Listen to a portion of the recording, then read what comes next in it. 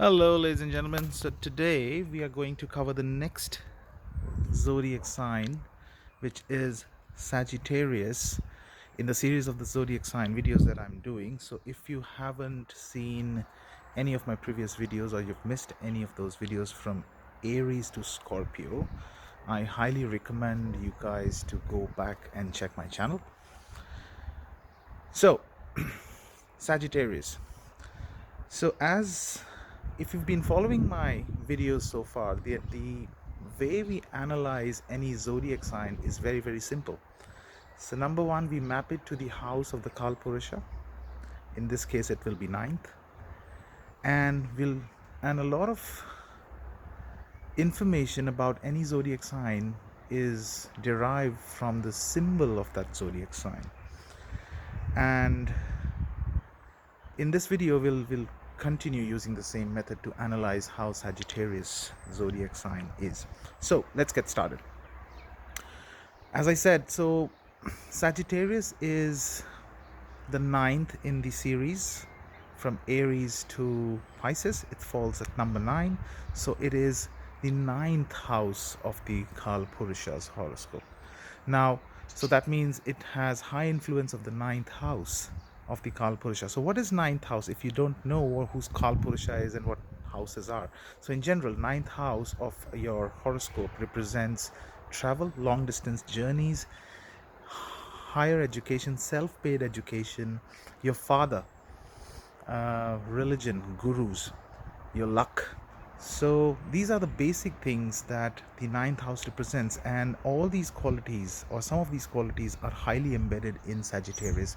So which eventually means that Sagittarians love travel.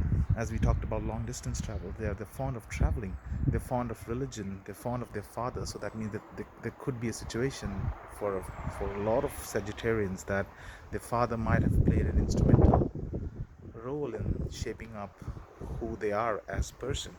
So yes, so ninth house influence is quite high.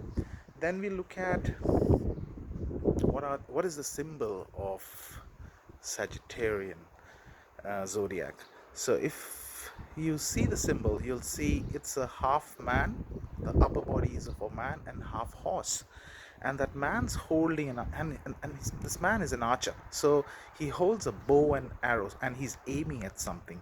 So that gives us fair clues about the sign. So we talked about a man, on which a half man, which is the upper side of the man. So that means these guys possess brain. They've got the energy of the horse, so that means they are super energetic. And this man is an archer, so he holds a bow and an arrow, and he's aiming at something. So that means they are aimers, they are hunters, they are hunting for something or the other in their life.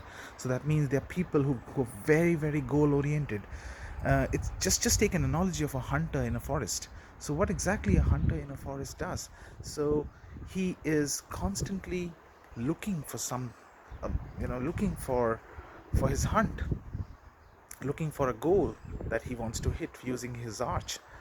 So this is what Sagittarians are. So they are constantly in the hunt of goal. So they are very, very goal oriented. They've got the energy of horse. So that means they're very, very energetic. They are very, very powerful. I mean, it's a masculine sign. So yes, power comes along by default in Sagittarians.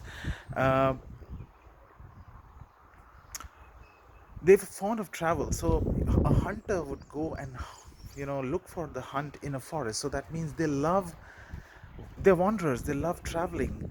They would go to different places every now and then. So if you have people around who are just packing up their bags every now and then, it is highly likely that they have Sagittarius as a very prominent sign in their birth horoscope. Now, with all that we talked about, that they being powerful, they're highly goal oriented, they're hunters, and they're travelers and whatnot, there's a downside of it as well, which means they're restless, they lack patience. It is very difficult for a Sagittarian to sit and do a job which involves a lot of patience.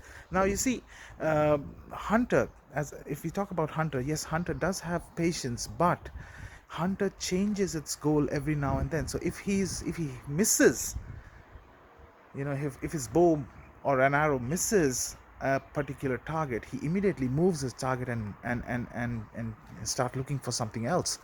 So that is a downside of Sagittarians, I should say, is that their goals constantly move, in life. So that means they are not able to stick. Obviously all this would fit better if the other astrological combinations are there in your chart, but in general, if you see Sagittarians, they lack patience, and they at times keep moving goals in their life. So, and hence that makes them inconsistent. uh, on the planetary side and the nakshatra side, Sagittarian, it's a Jupiterian sign, it's a fiery sign. So obviously, as I said, we talked about energy, we talked about the being restlessness, and they being restless, and so on and so forth.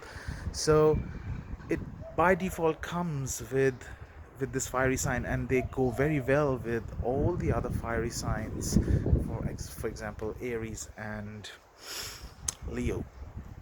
On and since it's a Jupiterian sign, so they are very, very wisdom oriented, so they bring in the wisdom and the fire of Jupiter along.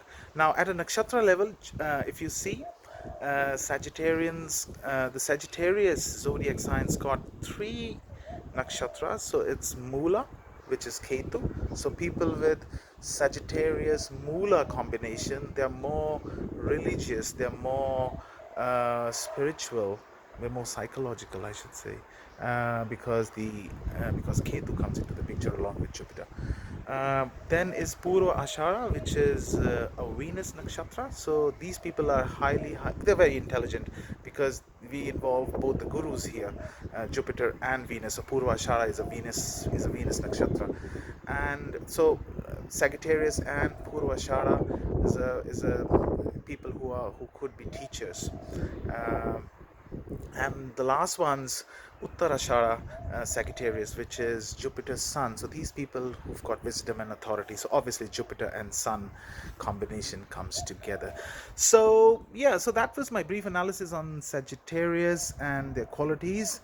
If you like this video, do share it with people who have Sagittarius sign prominent in their birth chart. And do like this video, share this video with your family and friends, and don't forget to subscribe my channel. Last but not the least, thanks for watching.